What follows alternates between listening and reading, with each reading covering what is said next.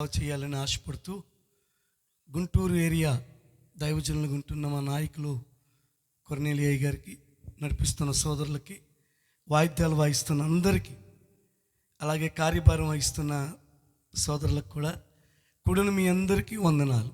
అందరం ఒకసారి చేతుల పైకెత్తి స్తోత్రం చెప్దామా? హల్లెలూయా. ఈ రాత్రి నన్ను ఇక్కడికి రావటానికి ప్రార్థన చేసి పంపించిన దేవుని సేవకులు, మా మిత్రులు ప్రభుదాసయ్య గారికి కూడా వందనాలు. ఈ రాత్రి అద్భుతమైన మాటలు మనం విన్నాం. దేవుడు నా మనసులో పెట్టిన కొన్ని మాటలు నేను చెప్తాను. నా పేరు మృత్యుంజయుడు. మృత్యుంజయుడు అనే పేరు నాకు ఎందుకు పెట్టారు అని అంటే, మాది ఒక హైందవ కమ్మ కులంలో పుట్టాం. మాది విజయవాడ, మా అమ్మగారిది కృష్ణా జిల్లా ఉయ్యూరు దగ్గర కాటూరు, మా నాన్నగారిది గుంటూరు జిల్లా చెరుకుపల్లి దగ్గర గోడవల్లి. వీరిరువురికి విజయవాడలో మాచవరం డౌన్లో ఉన్న ఆంజనేయ స్వామి గుడిలో వివాహం జరిగింది. మా నాన్నగారు చిన్నప్పుడే వారి తల్లిదండ్రులు గడ్డి మామూలు పెట్టి కాల్చేశారు. ఆస్తుల తగాదాల వలన, వారికి ఆస్తుల వలన తగాదాలు వచ్చినప్పుడు ఈ వ్యవసాయం చేసే దినాల్లో అదంతా తీసుకొచ్చి వామేస్తున్న దినాల్లో పైనుండి హఠాత్తుగా కొన్ని కట్టలు మా నాయనమ్మ మా తాతయ్య మీద వేసేసి పెట్రోల్ పోసి తగలబెట్టేశారు. ఆ దినాల్లో మా నాన్నగారు, వాళ్ళ అన్నయ్య, ఒక పెద్ద చెల్లి, చిన్న చెల్లి, వారికి దాదాపు ఆ దినాల్లోనే 1970 ఆ సంవత్సరాల్లో 6 ఎకరాల పొలం ఉన్న కారణాన వారి బంధువులు ఒక్కొక్కరిని నలుగురిని 4 భాగాలు చేసి ఎకరన్నర తీసుకుని వెళ్ళి మైనారిటీ అంతా తీరి అంతా బాగున్న తర్వాత ఆడపిల్లలకి పెళ్లి చేసి కొంత వాళ్ళు రాయించేసుకుని మా నాన్నగారిని, మా పెదనాన్ని బయటికి తోసేశారు. ఆ దినాల్లో వారి పిన్ని గారి కూతురు మా నాన్నగారిని తీసుకుని దత్తత తీసుకుని కాకాని తోట ముందు హోటల్ ప్రశాంతి అని ఆ హోటల్ పెట్టించి అక్కడ మా నాన్నని నడిపించమని ఆ కార్యభారం వహిస్తున్నప్పుడు ఒక పాస్టర్ గారు శుక్రవారం అక్కడికి వచ్చి సువార్త బోధించేవారు. వారి సువార్త విన్న మా నాన్నగారికి దేవుడు దర్శనం ఇవ్వటం జరిగింది. స్తోత్రం చెప్దామా? హల్లెలూయా. ఆ తర్వాత అమ్మగారు మేనగోడలే ఆమెనిచ్చి విజయవాడలో వివాహం చేయటం, అక్కడ తీసుకురావటం, ఆ విధంగా ఉంచుతున్న సమయాల్లో మా నాన్నగారి వారసత్వం ఇదని చెప్పాను నేను మీకు. అయితే అబ్బాయి పుట్టడం, ముందు అమ్మాయి పుట్టడం, ఇంటి యజమాని చనిపోవటం మా నాన్నగారి వారసత్వం. మా పెదనాన్నకు కూడా పెళ్ళయింది, ఒక అమ్మాయి పుట్టింది, గుండె జబ్బు వచ్చి చనిపోయారు. మా అమ్మగారి వారసత్వం ఏంటంటే రెండో సంతానంగా అబ్బాయి పుట్టడం, అబ్బాయి చనిపోవటం. ఈ వారసత్వాల మధ్యలో వాళ్ళిద్దరూ ఏమనుకున్నారంటే, పిల్లలు పుడితే నువ్వో నేను ఎవరో ఒకరు చనిపోతాం, పిల్లలు కూడా చనిపోతారు కాబట్టి వద్దు అని ఒక నిర్ణయం తీసుకున్న వారికి సువార్తను బోధించిన సేవకుల ప్రార్థన ఏం చేసిందంటే మా అమ్మగారి గర్భాన్ని తెరిచింది. దేవుని సేవకునిగా చెప్తున్నాను, ఏది వద్దనుకున్నారో అదే జరిగింది. ఫస్ట్ పాప పుట్టింది. పాప పుట్టిన 3వ నెలలో మా నాన్నగారు విజయవాడ రామర్పాడు దగ్గర గోల్డ్ స్పాట్ కంపెనీ అని ఆ ప్రక్కన హోటల్ పెట్టేవారు. దేవినేని రాజశేఖర్ నెహ్రూ గారు అని ఆయనకి మాకు చుట్టమవుతారు కనుక వారికి ఒక అనుచరుడుగా బరిసెలు పట్టుకుని కత్తులు పట్టుకుని తిరగటం ఆ విధంగా చేస్తూ ఉండేవారు. రౌడీసింగ్ హాస్పిటల్ అడ్మిట్ చేశారు. అందరూ వచ్చారు, చూశారు, డాక్టర్ ట్రీట్మెంట్ చేశారు. చివరాఖరికి ఇప్పుడంటే యాంజియోగ్రాము, బైపాస్ సర్జరీ ఉంది, ఆ రోజుల్లో అది లేదు. మందులు వాడారు. వాడిన తర్వాత గుట్ట కప్పేసి ఆయన ఇల్లు అన్నారు. 15 రోజుల వరకు చెప్పలేమండి అన్నారు.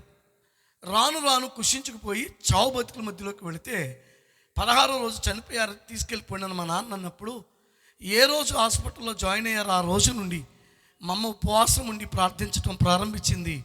ఆ సమయంలో ఒక దర్శనం వచ్చింది. కళ్ళు మూసుకుని ప్రార్థించేటప్పుడు వచ్చే దర్శనం అంటాం, రాత్రిపూటలు పడుకునేటప్పుడు వచ్చేది కళ అంటాం.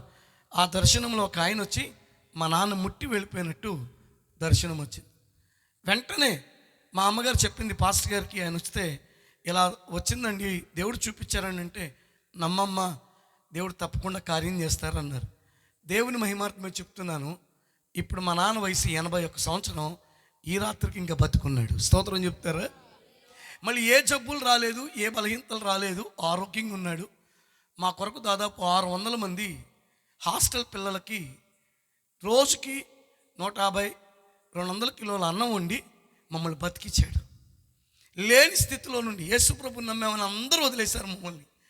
తర్వాత 75వ సంవత్సరం జూలై 24 నేను పుట్టాను. ఒక కాలు ఒక చెయ్యి ఎగరేస్తూ ఫిట్స్ కామెర్లు ఆ విధంగా పుట్టిన నేను దసరా పండుగ రోజు చనిపోయానని తాటాకి బుట్టలో పెట్టించారు. మా చిన్నప్పుడు మామిడికాయలు తాటాకి బుట్టలో పెట్టి అమ్మేవాళ్ళు. ఆ తాటాకి బుట్టలో పెట్టిస్తే తీసుకొచ్చి రామవరపాడు దగ్గర గొలుసుపాటు కంపెనీ ముందే అద్దింట్లో మా అమ్మవాళ్ళు ఒక షామేన వేసి బయట పడుకోబెడితే మా మేనమామ వచ్చి కొట్టాడు. యేసు ప్రభు మన దేవుడు కాదు, మన కమ్మవారం, మన దేవుడు కాదు, నువ్వు గాజులు పొసలు అన్నీ తీసేసావు, మన దేవుడు గొప్పవాడైతే మాకు మగ పిల్లలు చచ్చిపోయారు, మీకు మగ పిల్లడు చచ్చిపోయాడు, ఏం గొప్పతనం అన్నారు. పాస్టర్ గారు వచ్చారు సమాధి చేయడానికి. ఆ పాస్టర్ గారితో మా అమ్మంది, ఒకసారి లోపల తీసుకొచ్చి ఒక పావు గంట ఏడ్చి ప్రార్థన చేద్దాం, మన దేవుడు సజీవుడు కదా, ఈ బాబు బ్రతికితే ఈ బాబు నేను సేవకు సమర్పిస్తాను, దేవుని సేవ చేస్తాడు అన్నారు. స్తోత్రం చెప్తారా? సమాధి చేయడానికి అప్పటికే ఇప్పుడు ఎక్కడైతే రామవరపాడు దగ్గర గవర్నమెంట్ హాస్పిటల్ ఉందో ఆ భూభాగంలో మా నాన్న గొయ్యి కూడా తవ్వించాడట. వెంటనే పాస్టర్ గారు తీసుకొచ్చారు, 3 పెద్దలు వచ్చారు, మా అమ్మగారు, ఇలా 5 కలిపి బొట్ట మధ్యలో పెట్టుకుని చేతులు ఎత్తి దేవుని స్తుతించి ఏడ్చి ప్రార్థిస్తుండగా 15-16 రోజుల నుండి కోమాలోకి వెళ్ళి నేను చనిపోయానని తడబుట్లో పెట్టించి నేను కొంచెం కదిలానంట. వెంటనే నా పుట్ట కథలు కానీ వీళ్ళకి ఒక్కసారి ఏంటి సౌండ్ వస్తుందని చూడగానే అదే ఆటోలో నన్ను మరలా డాక్టర్ దగ్గర తీసుకెళ్తా ఆయన అన్నాడు, ఇదిగో డాక్టర్లు కూడా పిలిచాం హైదరాబాద్ నుండి, వాళ్ళు ఇక్కడే ఉన్నారు, మీ వాడు చచ్చిపోయాడు, ఒకవేళ బతికిన 16-17 సంవత్సరాలు మెంటలోడు అవుతాడు, మీ యేసుప్రభు దేవుడే కానీ ఇది చేయలేడు అన్నారు. దేవుని మహిమార్థమని చెప్తున్నాను. వెంటనే తీశారు బయటకు, ఒళ్ళంతా పచ్చగా అయిపోయి నాకు దేవుడు ఆరోగ్యం ఇచ్చి బ్రతికించారు. ఇప్పుడు నా వయసు 49 సంవత్సరాలు. స్తోత్రం చెప్తారా? దేవుడు మరలా నాకు మెంటల్ రాలేదు, పాలోపసం రాలేదు, నన్ను బ్రతికించారు. చిన్నప్పటి నుండి ఎన్నో బాధలు పడ్డాం. స్కూల్కి వెళ్ళినప్పుడు గుణదల స్కూల్లో సియోను బైబిల్ కళాశాలలో ఆ ఉన్నత పాఠశాల హై స్కూల్లో చదివాం. సాయంత్రం పూట్ల పెట్టే ఉప్మా పురుగులో నేను అందరూ పడేస్తే మేము ఏరుకుని తిన్నాం. మా నాన్న మా ఇంట్లో ఉండేవాడు కాదు, బాధలు చూసి పారిపోయేవాడు. కానీ మా అమ్మగారు మాత్రం ప్రతిరోజు ప్రార్థన చేయించేది. లేని స్థితిలో ఉన్న మమ్మల్ని అలాగే స్కూల్కి పంపించేది. ఆఖరి దినాల్లో అయితే అందరూ వదిలేసిన ఆఖరి పేజీలు మాకు ఇస్తే పురికొస దెబ్బలంతో కుట్టుకుని ఒకే నోట్స్లో 6 సబ్జెక్టులు రాసి బ్రతికాం. స్కూల్లో ఏ టీచర్ అయినా కొట్టకుండా మమ్మల్ని అలా వదిలేసేవాళ్ళు, వీళ్ళు పేదోళ్ళు అని, ప్రభువుని నమ్మారు అని. దేవుని మహిమార్థమే చెప్తున్నాను. మా అక్కని దేవుడు MA BCom BD చదివించి గవర్నమెంట్ HMగా ఈరోజు కృష్ణా జిల్లాలో పనిచేయడానికి దేవుడు కృప చెప్పాడు. స్తోత్రం చెప్తారా? మా కులంలోని యేసు ప్రభువుని నమ్మిన ఒక అబ్బాయిని ఇచ్చి వివాహం చేయడానికి, వారికి 2 పిల్లలు పుట్టడానికి, ఒక అమ్మాయి ఇంజనీరింగ్ 2nd ఇయర్, ఒక అమ్మాయి MSET రాయడానికి 10th ఇంటర్ అయిపోయిన తర్వాత దేవుడు కృప చెప్పారు. నేను చిన్నప్పుడే ప్రభుని అంగీకరించాను. సేవ చేయాలని దేవుడు ITA చదువుతున్న నన్ను ప్రభు రక్షించుకున్నప్పుడు వెంటనే ఒకరోజు చదువుతున్నాను, ITA ఫిట్టర్ చేస్తున్నాను, యాక్సిడెంట్ అయింది. ప్రభు మాట్లాడారు, సేవకు వచ్చాను. మధ్యప్రదేశ్ ఇటార్సీలో ట్రైనింగ్ అయ్యాను. గుణదల్లో ట్రైనింగ్ అయిన తర్వాత 3వ అంతస్తుల మేడ మీద నుండి కింద పడిపోయాను. అక్కడున్న పరిస్థితి ఆహార పదార్థాలను బట్టి నా ఒంటికి సరిపడక డాక్టర్ అన్నాడు, ఈ అబ్బాయికి చిన్నప్పుడు ఏదో రోగం ఉంది, తిరగేసింది, చచ్చిపోతాడు, ఈ అబ్బాయిని తీసుకెళ్ళి ఇంట్లో పెట్టుకుని సమాధి చేసుకోండి అన్నారు. ఒక్కరోజు 1,30,000 ఖర్చు పెట్టారు. పెళ్ళిడికి వచ్చిన అమ్మాయి ఉంది, 1,50,000 ఫిక్స్డ్ వేస్తే ఒక్కరోజులో మొత్తం ఊడి చేసుకున్నారు. మా నాన్న అంటున్నాడు, వీడిని బ్రతికించలేను, అమ్మాయి పెళ్ళి చేయలేను, విషం తాగి చనిపోతే బాగుంటుంది అన్నారు.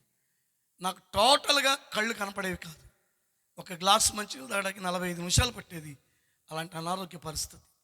మా అమ్మని, మా అక్కని, మా నాన్నని, మేము మొత్తం 4 అలా 3 పిలిచి రోజుకు ఒకరు చొప్పున 21 రోజులు ఉపవాసం ఉండమని చెప్పి ప్రార్థన చేయించాను.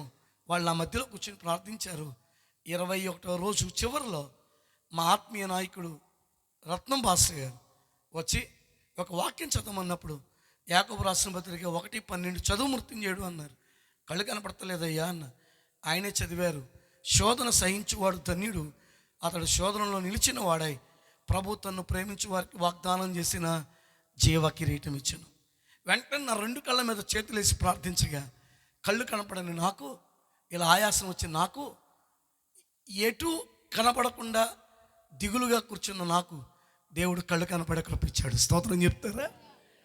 2001లో ఇంజనీరింగ్ చదువుతూ మా కులంలోని యేసు ప్రభు నమ్మి హోసన్నా మందిరికి వెళ్ళి ఒక అమ్మాయి నేను అలా వాక్యం చెప్పడానికి వెళ్ళాను, చిరిగిపోయిన చొక్కా వేసుకుని.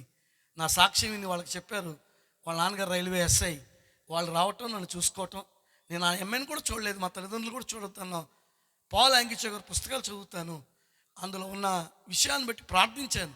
మంచి ప్రార్థించే అమ్మాయి, ఎర్రగా ఉన్న అమ్మాయి, పాట పాడే అమ్మాయి, నా కొరకు సేవలో సహకరించే అమ్మాయి, ఒకే ఒక తమ్ముడు ఉండాలి అని ఇలా ప్రార్థించినప్పుడు దేవుని కృపేణో తెలుసా, పెళ్లి చూపులు లేకుండా నాకు మంచి అమ్మాయిని ఇచ్చారు. తిండి పెట్టలేక 2 పిల్లల్ని చచ్చిపోయినా నా భార్య నన్ను వదిలి వెళ్ళలేదు. ఈరోజు ఇందాక పాట పాడిన బాబు, అలాగే ఇంకొక అమ్మాయి, 2 దేవుడు మాకు ఇచ్చాడు. స్తోత్రం చెప్తారా? బాబు ఇంజనీరింగ్ 2nd ఇయర్ చదువుతూ దేవుడిచ్చిన దర్శనాన్ని బట్టి సేవకు వచ్చాడు, చదువుతున్నాడు. పాపం మొన్న 10th క్లాస్ పాస్ అవ్వటానికి దేవుడు కృప చెప్పారు. ఇలా చిరిగిపోయిన నిక్కర్లు వేసుకొని, ఇలా ప్లాస్టర్ అతికించుకొని, ఇక్కడ చొక్కా ఉండేది, ఇక్కడ నిక్కర్ ఉండేది, ఖాళీ ప్లేస్. అందరూ వాళ్ళు కమ్మోడు అంట, యేసుప్రభు నమ్మాడంటే ఇటు బతుకేంటి అనేవాళ్ళు. కానీ ఈరోజు దేవుడు సమృద్ధినిచ్చాడు. నేను అంటాను, ప్రభువుని అంగీకరించడం ద్వారా మా బంధువుల మధ్యలో దేవుడు నన్ను ఉన్నతంగా ఉంచాడు. ఇజ్రాయెల్ దేశం 3 సార్లు వెళ్ళి, యోర్దానులో 2 సార్లు బాప్తీసాలు ఇవ్వటానికి ప్రభు కృప చూపారు.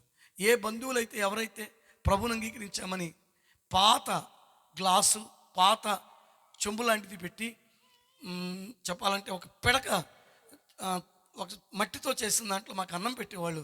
అలాంటి వాళ్ళు ఈరోజు ప్రతిదానికి మమ్మల్ని పిలవటానికి, వాళ్ళ రాబడిలో నుండి పంటలు పండినప్పుడు ఒక బస్తా బియ్యం, వడ్లు, అరే నేను వచ్చి ప్రార్థన చేసి తీసుకెళ్ళరా అని మా బంధువులు అనటానికి ప్రభు కృప చెప్పారు. స్తోత్రం చెప్తారా?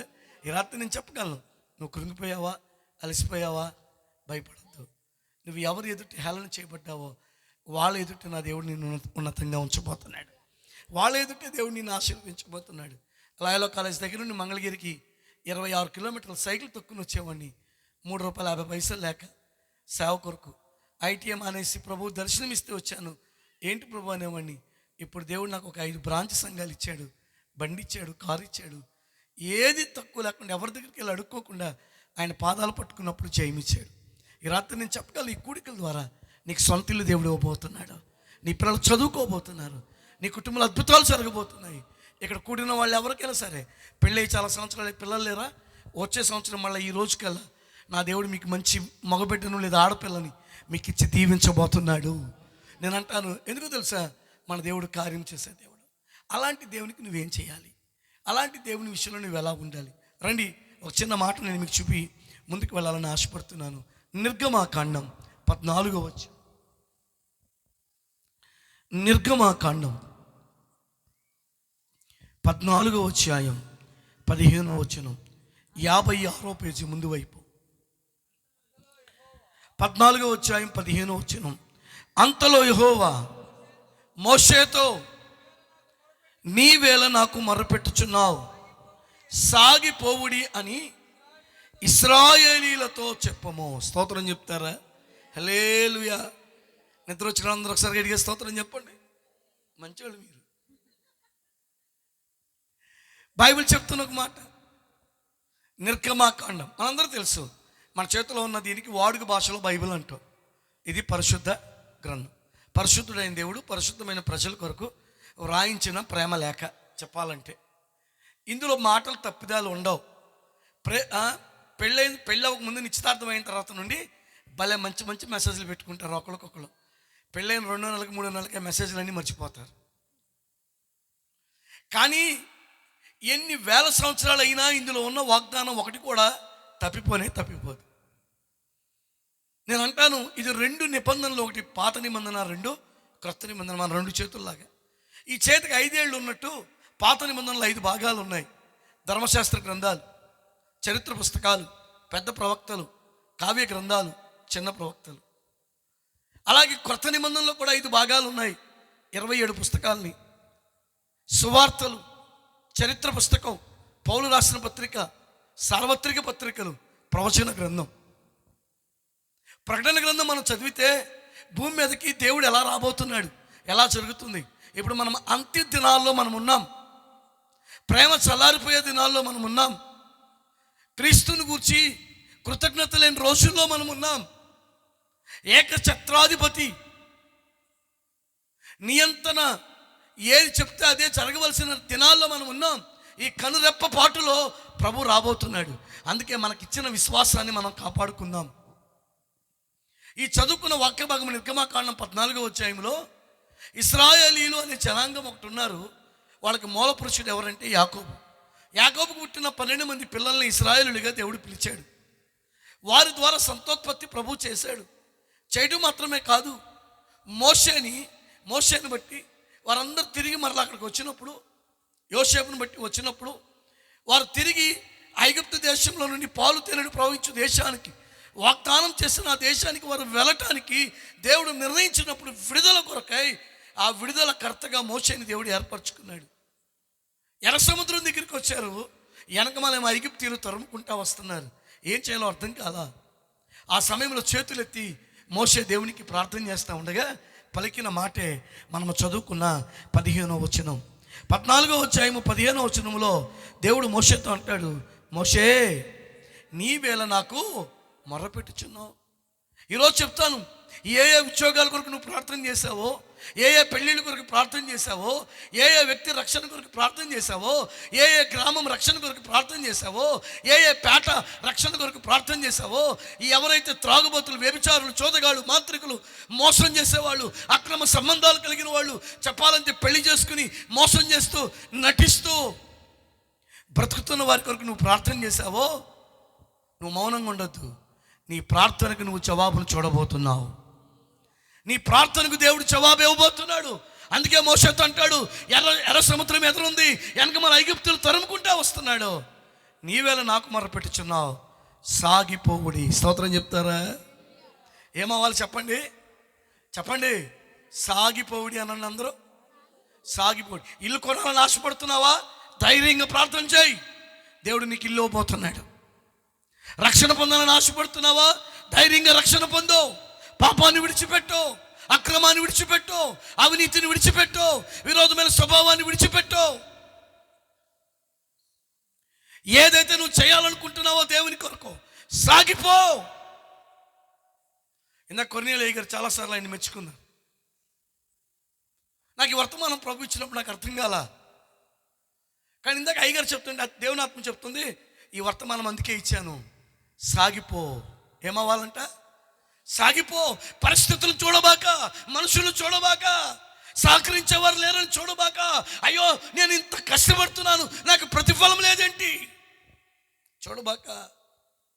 చాలామంది అంటారు, ముందు నుయ్య వెనకమాల గొయ్య. ప్రభు అంటాడు, సాగిపో. నీ జీవితంలో దేవుడు నీకు ఇచ్చిన కృపావరాలు, దేవుడు నీకు ఇచ్చిన ప్రవచనావరం, దేవుడు నీకు ఇచ్చిన దర్శనావరం, దేవుడు నీ జీవితంలో ఏమైతే ఇచ్చాడో వాటిని సాగిపో.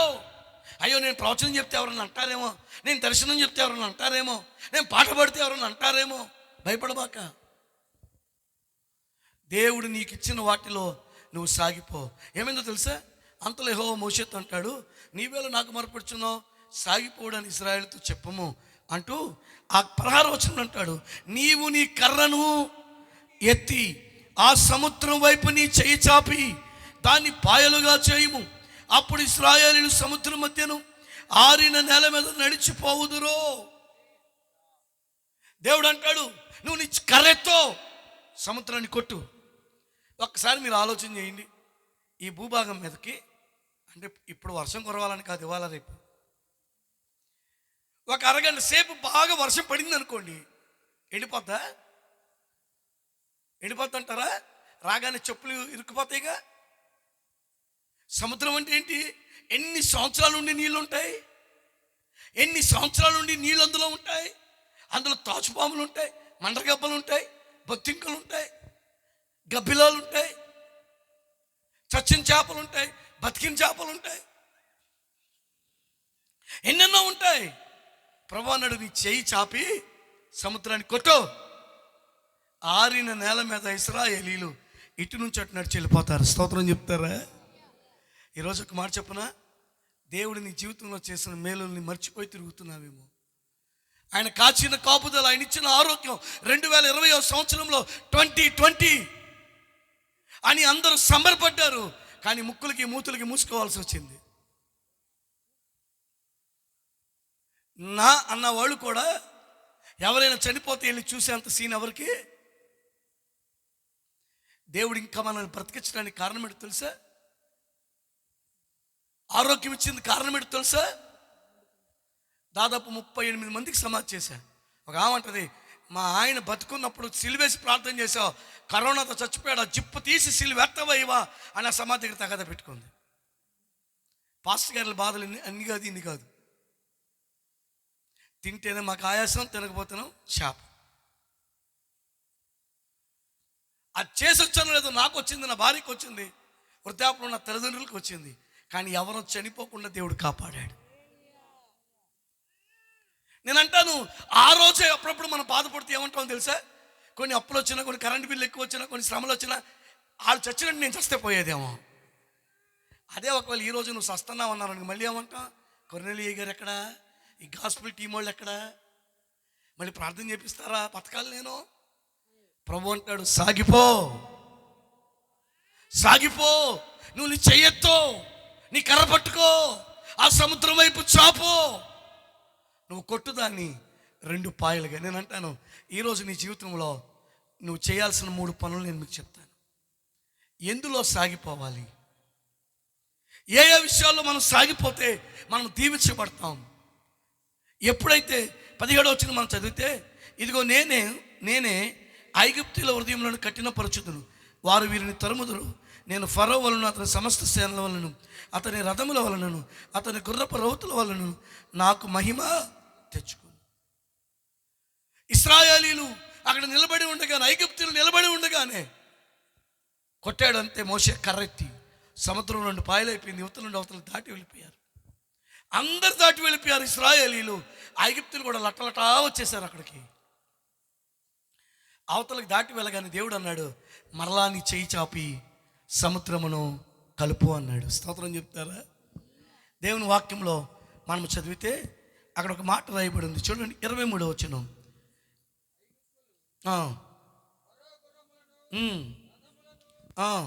26వ వచనం.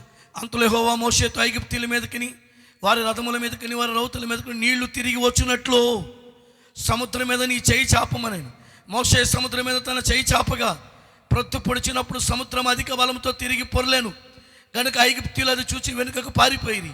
అప్పుడు యెహోవా సముద్రం మధ్యన ఐగుప్తీయులను నాశనము, ఆ కింద ఉంది, వారిలో ఒక్కడైనను మిగిలి ఉండలేదు. స్తోత్రం చెప్తారా? ఈరోజు ముందుకు సాగిపో. ఎలా సాగిపోవాలి? ముందుకు. నీ పిల్లల్ని చదివించలేను అనుకుంటున్నావా? ధైర్యంగా ఉండు, దేవుని మీద భరోసా వేయి. రాబోతున్న అకాడమిక్ ఇయర్లో దేవుడే సమస్తాన్ని చూసుకోబోతున్నాడు. ఎంట్రన్స్ టెస్ట్ రాయలేను, లేకపోతే ఎంసెట్ రాయలేను, లేకపోతే పారామెడికల్కి రాయలేను, రాస్తే నాకు మార్కులు రావు, మమ్మేమో రాయమంటుంది, ప్రార్థన అంటుంది, పాస్టర్ గారేమో ప్రార్థన చేసి ముందుకెళ్ళమ్మా అంటున్నాడు అని భయపడుతున్నావా? లేదు, ముందుకు సాగిపో. దేవుడు నీ జీవితంలో మేలైన కార్యాలు చేయబోతున్నాడు. సాగిపోవుడి. చెప్పండి అందరూ నాతో, ఏం చేయాలి? సాగిపో. దేవుని వాక్యంలో నుండి 3 మాటలు చెప్తాను. 1, ప్రార్థనలో సాగిపోవాలి. పలకండి అందరూ, ప్రార్థనలో సాగిపోవాలి. ప్రార్థనలో నువ్వు దేవునికి ఇచ్చే సమయం ఎంతసేపు? ఒక సీరియల్ దగ్గర కూర్చుంటే అరగంట, ఇంకా కూర్చుంటే గంట, ఇంకా కూర్చుంటే కరెంటు పోయేంత వరకు కూర్చుంటారు. హఠాత్తుగా కరెంట్ తీసాడు అనుకో, ఎక్కడ లేని డిక్షనరీ లేని తిట్లన్నీ అని తిడతారు. ఈలోపు భర్త మధ్యాహ్నం వచ్చి కాపీ పనుకో ఏదో పనికి వెళ్ళి వచ్చి అన్నం వండావా అంటాడు. అప్పుడే టైం అయిపోయిందా నీకు? అంత తిండిపోతాడు అంటావు, చీపురు కట్టి ఇరిగిపోద్ది. ఎందుకు? సీరియల్ దగ్గర కూర్చుని పోయాం. అదే ప్రార్థన అన్నాం అనుకోండి, ఆవలింతల మీద ఆవలింతలు, ఒక కాలు ఇటు ఒక చెయ్యి ఇటు, అక్కడే పడుకోవటం, కుర్చీగా అనుకోవటం, గురగదీయటం, నోట్లో బల్లి పడినా తెలవదు, తేలు పడినా తెలవదు. నిద్ర రాకపోతే అదొక ట్రిక్కు అంతే. బైబిల్ ముందేసుకుని కూర్చుంటే చాలు, ఏమొచ్చేస్తుంది? నిద్ర వచ్చేస్తుంది. బైబిల్ చెప్తున్న మాట నువ్వు ఎందులో సాగిపోవాలి? ప్రార్థనలో సాగిపో. దానియేలు గ్రంథం 6వ అధ్యాయం 10వ వచనం. దానియేలు గ్రంథం 6వ అధ్యాయం 10వ వచనం. ఇట్టి శాసనము సంతకము చేయబడిన దానియేలు తెలుసుకొని అతడు తన ఇంటికి వెళ్ళి ఆ. యథాప్రకారంగా అనుదినము 737 పేజీ 737 మోకాళ్ళుని ఆ. తన ఇంటి పైగది కిటికీలు యెరూషలేము తట్టుకు తెరవబడి ఉండగా తన దేవునికి ప్రార్థన చేయొచ్చు అని స్తుతించుచు వచ్చాను. చాలండి, ఒక శాసనం వచ్చింది. ఏ దేవుని పేరట ప్రార్థన చేస్తే 30 దినాలు చేయకూడదు, ఒకవేళ చేస్తే సింహాల గృహంలో వేస్తారు అన్నారు. అంతే. అది వస్తే ఎంత బాగుండండి, కోటాలు ఉండవు ఏముండవు అనుకుంటాం కదా. ఆ శాసనం తెచ్చింది ఎవరి కోసం? దానియేలు కోసమే. ఆ శాసనం వినబడగానే, ఆ శాసనము రాగానే దానియేలు అంటే తన ఇంటికి వెళ్ళి పైగది కిటికీలు తెరుచుకుని ఆకాశం వైపు అంట చేతులెత్తి ప్రార్థన చేస్తున్నాడంట. వెంటనే అందరూ గుంపుగా వచ్చేసారు. దానియేలు పట్టుకున్నారు, రాజు దగ్గరికి వచ్చారు, శాసనం సంతకం చేసుకున్నారు. రాజా, దానియేలు ఇలా చేస్తున్నాడంటే అక్కడ బైబిల్లో ఉన్న ఒక చక్కటి మాట ఏంటో తెలుసా? దానియేలును తప్పించటానికి రాజు ఎంతగానో ప్రయాసపడ్డాడంట, కానీ రాజు వల్ల కూడా కాల. దానియేలు తీసుకెళ్ళి సింహాల గృహలో వేశారు. ఆ సింహాల గృహలో వేసినప్పుడు 12వ వచనం, రాజు సముఖంలోకి వచ్చి శాసన విషయమును బట్టి రాజా 30 దినముల వరకు నీకు తప్ప మరి ఏ దేవునికైనను మానవునికైనను ఎవడను ప్రార్థన చేయకూడదు. ఈ దానియేలు తీసుకెళ్ళి సింహాల గృహలో వేశారు. వేసి ఒక రాయి తీసుకొచ్చి గృహం ముందు పెట్టారు. ఒక కామెంటరీలో ఒక భక్తుడు ఇలా రాశారు, ఆ సింహాల గృహలోనంట 4 సింహాలు ఉన్నాయంట. 4 దానియేలునంట పైనుండి వేశారట, మళ్ళీ రాయి పెట్టేశారట. దానియేలు పడగానే ఇక రేపు వేద్దాం మనకి రాత్రంతానంట అన్నం పెట్టలేదంట సింహాలకి, మాంసం వేయలా. దానియేలు పడగానే తినేస్తుంది, చచ్చిపోతాయి అనుకున్నారట. దానియేలు అంట సింహాల గృహలో పడగానే ఏసీ లేదు, వెంటిలేటర్ లేదు, మనకులాగా ఆరుదల చక్కగా గాలి వచ్చే ప్రయాణం లేదు. పడేగానే ఈ 4 సింహాలంట ఒకటి ఇలా తిరిగిందంట, ఒకటి ఇలా తిరిగిందంట, ఒకటి ఇలా తిరిగిందంట, ఒకటి ఇలా తిరిగిందంట. దానియేలు మధ్యలో మోకాళ్ళు వేసాడు. రాత్రంతా తోకలు తీసురుతానే ఉన్నాయంట. స్తోత్రం చెప్తారా? రాత్రంతా తోకలు తీసురుతున్నాయంట. చదవటానికి టైం లేదు, కానీ మీరు ఆ తర్వాత వచ్చిన చదివితే రాజు వేగిరమే లేచి సింహాల గృహకు వచ్చి ఒక మాట అంటాడు, జీవము గల దేవుని సేవకుడైన దానియేలు, నీవు సేవించుచున్న నీ దేవుడు నిన్ను తప్పించేనా?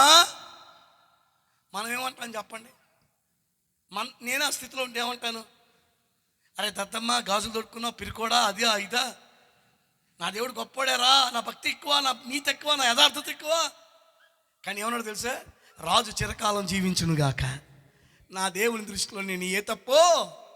హలో సోదరులారా, 300 జీతం ఉన్నప్పుడు నువ్వు గుడికి వెళ్ళావు, ఈరోజు దేవుడు నీకు 30,000 ఇచ్చాడు, గుడికి వెళ్తున్నావా?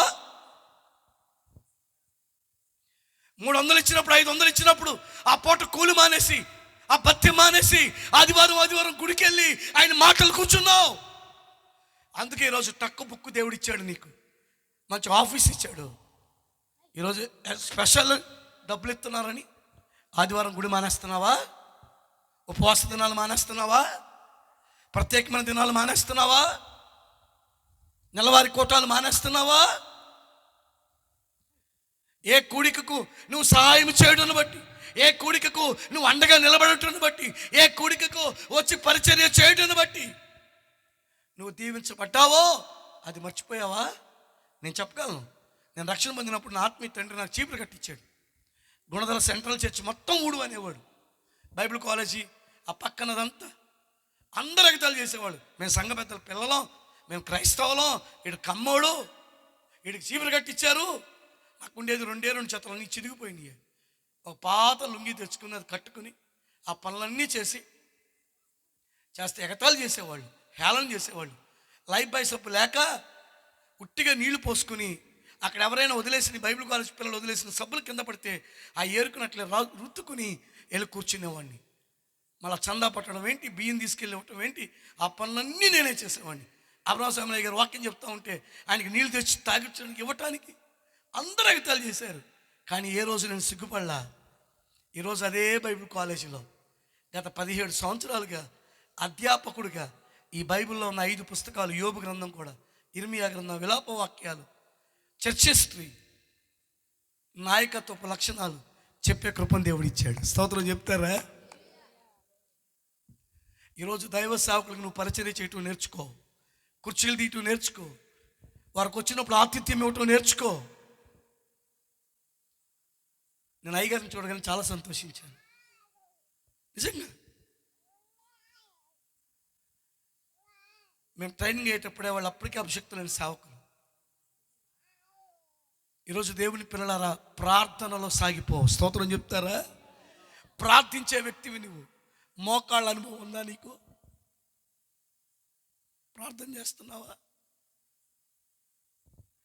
ఈరోజు ఉదయం ఎంతసేపు ప్రార్థన చేశావు? అన్నం తినేటప్పుడు ప్రార్థన, ప్రయాణం చేసేటప్పుడు ప్రార్థన.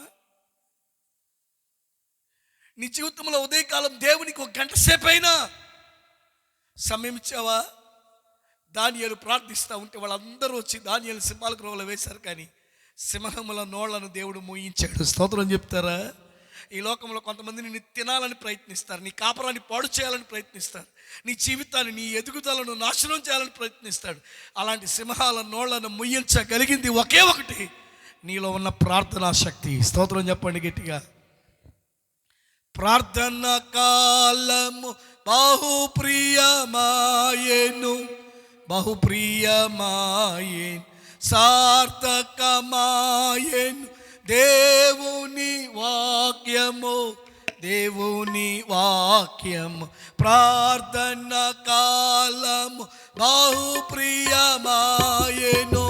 బహుప్రియమాయెను, సార్థకమాయెను దేవుని వాక్యము, దేవుని వాక్యము. ప్రార్థనలే బలిపీఠములాయెను, ప్రార్థనలే బలిపీఠములాయెను. జయమని పాడెదను, నా విజయము పాడెదను, నా విజయము పాడెదను. పాడదామా? జయ హే, జయ హే, జయ హే, జయ హే, జయ జయ దేవసుదా,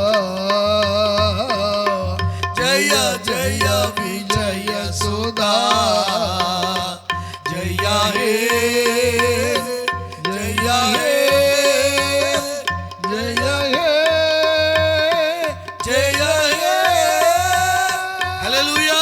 ప్రైజ్. నీ సమయాన్ని దేవునికి ఎంతసేపు ఇస్తున్నావు? ఫోన్ లేని రోజుల్లో ప్రార్థించావు.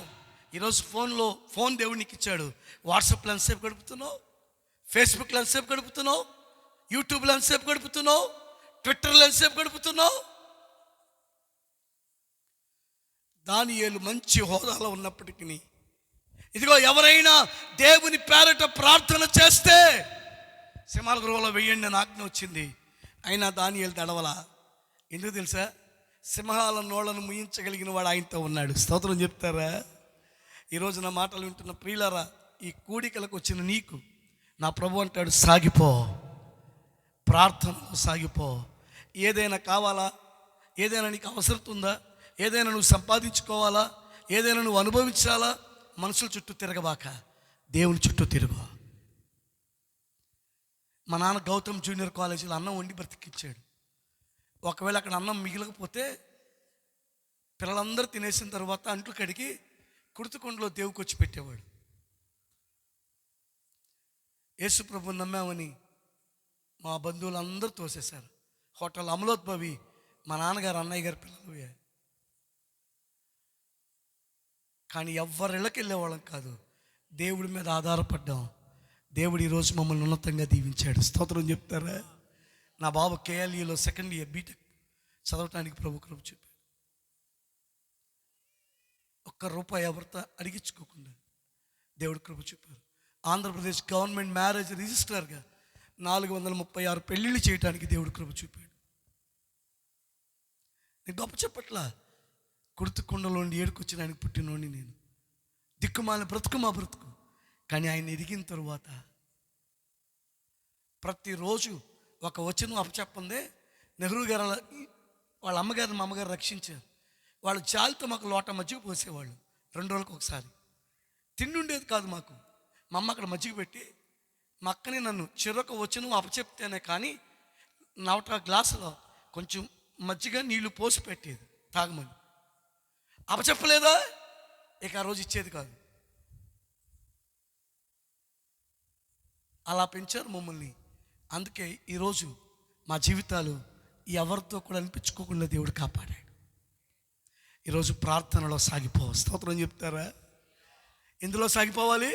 ప్రార్థనలో. ప్రార్థన కూటం పెడుతున్నారా? నీ చేతనైనంత వరకు ప్రార్థన చేయి. ముందరా మోకాళ్ళై ప్రార్థించు అంతే. ఆ ప్రార్థన ఏం చేస్తుందో తెలుసా? ఈ పేటను మారుస్తుంది, ప్రజలను మారుస్తుంది. అందుకే ఇక్కడ మనం చదువుకున్న వాక్య భాగంలో సింహాల గృహలో వేయబడిన దానియేలుకి చూడండి 23వ వచనం. రాజు ఇందుని కూర్చొని అతి సంతోషభరితుడై దానియేలు సింహం గుహలో నుండి పైకి తీయుడని ఆజ్ఞయ్యగా బంట్రోతులు దానియేలును బయటకు తీసిరి. అతడు తన దేవుని యందు భక్తి గలవాడైనందున అతనికి ఏ హానియు కలగలేదు. రాజు ఆజ్ఞయ్యగా దానియేలు మీద నింద మోపిన ఆ మనుషులను వారు తోడుకొని వచ్చి సింహముల గుహలో పడద్రోసిరి. వారిని వారి కుమారులను వారి భార్యలను పడద్రోసిరి. వారి గుహ అడుగుకు రాక గృహ అడుగునకు రాక మునిపే సింహములు పాలైరి. సింహములు వారి ఎముకలను సహితం పగలగొరికి పొడి చేసెను. విన్నారండి? ఇందాక దానియేలు ఎక్కడ ఉన్నాడు? సింహాల గృహలో ఉన్నాడు. ఇక్కడ అంట సింహముల గృహ అడుగునకు వారు మొదటి మెట్టు ఎక్కక ముందే. నీలో ప్రార్థన ఉంటే ఎలాంటి పరిస్థితులు వచ్చినా జయం పొందుకుంటావు. స్తోత్రం చెప్తారా? మతం మార్చడానికి కాదు. వీళ్ళు ఇంత ఖర్చు పెట్టుకొని ఇన్ని ఏర్పాట్లు చేసి ఈ విధంగా చేసి సేవకులను పిలిచి నో. ప్రార్థనలో ముందుకెళ్ళిపో. దేవుడు నిన్ను దీవించాడా? దీవించిన కొద్దీ దేవుని కొరకు ముందుకు వెళ్ళు. స్తోత్రం చెప్తారా? 9 గంటల ప్రార్థన అంటే ఇంతకుముందు 8:30కి వెళ్ళిపోయేవాళ్ళం కదా. దీవెన వచ్చిన తర్వాత ఎన్నింటికి వస్తానో? 11:10 9 గంటల ప్రార్థనకి. లేదంటే కొంతమంది చందా అయితే కొత్తారు. చందాలు అయితే రాబాకండి అసలు. గుడికి చందా ముఖ్యం కాదు. మీరు ఇచ్చేది ఒక పక్కకి వెళ్ళిపోతుంది అంతే. దేవుడిస్తే సేవకులకి కొదువే ఉండదు. స్తోత్రం చెప్పండి గట్టిగా. నిజం. నా బండి పాడైపోయింది, ప్రార్థన చేస్తూ ఉన్నాం. నా బావమరిదిని దేవుడు ప్రేమించి ఇతర దేశాలకు వెళ్ళి వస్తూ ఉంటాడు. చేతబడి చేసి ఇల్లు ఇచ్చిపెట్టి వెళ్ళిపోయిన నా బావమరిదికి పాల్ దినకర్ గారి ప్రవచనాన్ని బట్టి నాకు బాబు పుట్టాడు. శామ్యుల్ ఇందా పాట పాడిన బాబు గుంటూరులోని. ఆ బాబు పుట్టిన తర్వాత మా బావమరిది తిరిగి వచ్చాడు. ఇల్లు ఇచ్చిపెట్టి వెళ్ళిపోయి 9 సంవత్సరాలకు వెళ్ళినాడు. బావగారు సేవ చేస్తానండి అన్నారు. మధ్యప్రదేశ్ పంపించాను. ఎటార్సీలో చక్కగా ట్రైనింగ్ అయ్యాడు. బెంగళూరు వెళ్ళాడు. ఇప్పుడు ఇతర దేశాలకు వెళ్తున్నాడు. భారతదేశంలో 1200 మంది సంఘాలకి నాయకుడు అయిపోయాడు. స్తోత్రం చెప్తారా? దేవుడు ప్రేమించి మంచి గృహాలు ఇచ్చాడు. ఈ మధ్యకాలంలో ఒక గృహం కావాలండి, ప్రార్థన చేయండి అన్నాడు. ప్రార్థన చేశాం. దేవుడు ఒక మంచిది కొనుక్కోడా కృప చెప్పాడు. 1.5 పెట్టి. వెంటనే అన్నాడు, మీకు నేను బండి ఒకటి కొనిద్దాం అనుకున్నానండి అన్నాడు. నా బండి పాడైపోయింది, 9 సంవత్సరాలు అవుతుంది. అది కొనుక్కోవాలని ప్రార్థన చేస్తున్నా. నేను చెప్పకముందే దేవుడు నాకు ఇచ్చేశాడు. ఏ కలరు ఏది కావాలో అదే ఇచ్చాడు దేవుడు నాకు. నిజం. ఎందుకు తెలుసా? ప్రార్థనలో అంత శక్తి ఉంటుంది. ప్రార్థనలో ఏడు, ఆయన పాదాలు పట్టుకో, నీ స్థితి మారుతుంది. నీ అవయవాలు ఏమైనా చెడిపోయినాయా? ఈ రాత్రి నేను ప్రార్థన చేయబోతున్నాను. ముగింపులో నీ అవయవాలను దేవుడు ట్రాన్స్ఫర్ చేయబోతున్నాడు, స్వస్థతలు ఇవ్వబోతున్నాడు. ఒకవేళ స్త్రీధర్మం జరగక బాధపడుతున్నావా? నీ జీవితంలో మగతనం లేక బాధపడుతున్నావా? నీ జీవితంలో సంతానం లేక బాధపడుతున్నావా? ఏమైనా ఐకిక విచారాలతో బాధపడుతున్నావా? మనకిచ్చిన 70-80 సంవత్సరాల ఆయుష్ మధ్యలోనే పోతని బాధపడుతున్నావా? సాగిపో ప్రార్థనలో. నా దేవుడి రాత్రి నీకు అద్భుతం చేయబోతున్నాడు. దానియేలు ప్రార్థనలో సాగిపోయాడు. సింహాల గృహనే దేవుడు ఏసీ గదిగా మార్చాడు. స్తోత్రం చెప్తారా? రెండోదిగా చెప్తాను, నువ్వు ఎందులో సాగిపోవాలి. ఆది కాండంలోకి వద్దాం. ఆది కాండం 22వ అధ్యాయం. ఆది కాండం 22వ అధ్యాయం 1వ వచనం. ఆ సంగతులు జరిగిన తరువాత దేవుడు అబ్రహాం పరిశోధించెను. ఎట్లనగా ఆయన అబ్రహామాని పిలువగా అతడు చిత్తం ప్రభువా నేను. అప్పుడు ఆయన, నీకు ఒక్కడైన నీ కుమారుని అనగా నీవు ప్రేమించి ఇస్సాకును తీసుకుని మోరియా దేశమునకు వెళ్ళి అక్కడ నేను నీతో చెప్పబో పర్వతంలో ఒక దాని మీద దహన బలిగా అతని సమర్పించమని చెప్పాను. అతను అర్పించమని చెప్పాను. చాలమ్మా. అబ్రహాం అని మనకు తెలుసు. బొమ్మలే దేవుళ్ళు అనుకుని నమ్ముకునే అతనికి, కావిడి పెట్టుకుని వెళ్తున్న అతనికి దేవుడు దర్శనమిచ్చి అనేక జన్మకు తండ్రిగా చేస్తాను అన్నాడు. 100 ఏళ్ళు దాటిన పిల్లల పట్ల దేవుడు అతనికి అబ్రహాముని దర్శించి తన ఇంటికి వచ్చినప్పుడు, మమ్రే దగ్గర ఉన్న సింధూరవనంలో వచ్చినప్పుడు భోజనం పెట్టాడు, ఆతిథ్యం ఇచ్చాడు, దీవించబడ్డాడు, కుమారుడిచ్చాడు. ఆ కుమారుడు పెరిగి పెద్దయిన తర్వాత దేవుడు మరలా అబ్రహాంతో అంటాడు, నీకు ఇచ్చిన ఒకే ఒక కొడుకుని తీసుకెళ్ళి మోరియా పర్వతం మీద బలివరా అన్నాడు. ఏమన్నాడు తెలుసా అబ్రహాం? ఎవ్వరికి చెప్పలా, భార్యకి చెప్పలా, కొడుకు చెప్పలా. ఉదయం లేచాడు, గాలి తీసుకున్నాడు, గంత కట్టాడు, నిప్పు పట్టుకున్నాడు, కట్టెలు పట్టుకున్నాడు, బయలుదేరి వెళ్తున్నాడు. వెళ్తా ఉంటే ఆ అధ్యాయంలో చదవక్కర్లేదు, టైం లేదు, కానీ కొడుకు ఒక మాట అంటాడు, డాడీ ఎక్కడికి వెళ్తున్నావు? వెంటనే చెప్పాడు, బలివుటాకి వెళ్తున్నావు రా అన్నాడు. బలివుటాకి వెళ్తున్నావా? ఏది డాడీ? బలి పశువు ఏది? అక్కడ ఉంది ఒక మాట 8వ వచనంలో, where is the lamb for sacrifice? దహన బలికి గొర్రెపిల్ల ఏది? ఏమన్నాడు తెలుసా? యెహోవా ఈరే అన్నాడు. యెహోవాయే చూచుకొనును. వాళ్ళిద్దరు ప్రయాణమే వెళ్ళిపోతున్నారు. వెళ్ళిపోయారు. ప్లేస్ చూపించారు. దేవుడు అక్కడికి వచ్చాడు, బలిపీఠం కట్టాడు, కట్టెలు పెరిచాడు, 2 చేతులు వెనక్కి కట్టేసి, కాళ్ళు కట్టేసి ఆ బలిపీఠం మీద పడుకోబెట్టి కత్తెత్తాడు. ఆలోచించి ఒకసారి.